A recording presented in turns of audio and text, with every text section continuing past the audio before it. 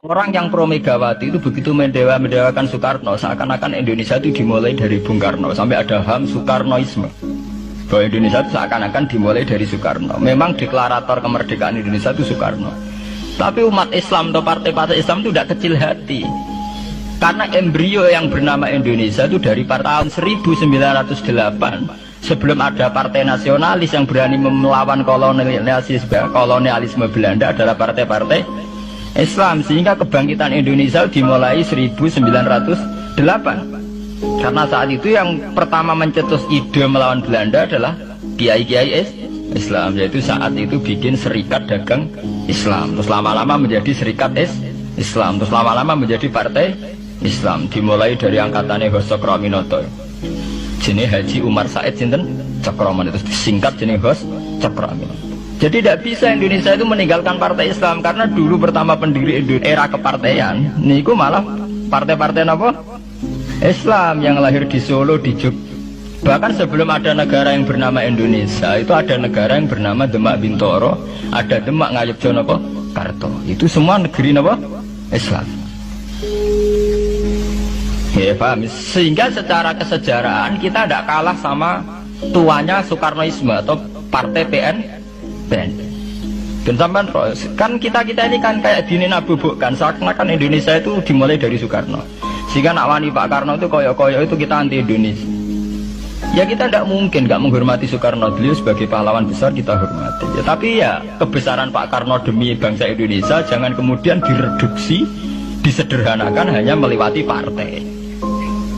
Ya itu kan namanya pekerditan. Tentu Pak Karno bikin negara ini ya untuk semua bangsa, bukan untuk PDIP saja, bukan untuk partai-partai marhainisme saja, juga bukan untuk partai-partai yang berpaham Soekarnoisme saja. Ya sama, tapi kita juga adil, sebagai kiai juga adil. Hos Cokroaminoto bikin partai Islam adalah untuk mengusir Belanda dari bumi Indonesia, yang nantinya juga untuk kepentingan semua bangsa Indonesia, tidak hanya yang Islam saja. Ya kita adil, sama-sama adil. Saat nasionalisme ya tidak mengurangi keagamaan, saat keagamaan tidak mengurangi nasionalis. Tapi itu tadi kemudian ini dikerdilkan secara politik. Di sawangannya nawas duete Pak Hasim Mega nasionalis religius itu sudah ditren. Agar duet senengannya pasangan nasionalis sampai apa nak nasionalis terus wajib sholat, apa nak religius terus gak wajib nasional. Sebetulnya itu kan apa kan orang Indonesia terus wajib sholat hanya karena atas nama nasionalisme. Apa nak gue kiai terus wajib bayar pajak. Itu kan pengkerdilan, proses pembohongan ya. Pembohongan secara publik. Kau dibodokno, sedurunge bodoh, itu kan itu kan repot. Namanya sedurunge bodoh dibodokno kenapa?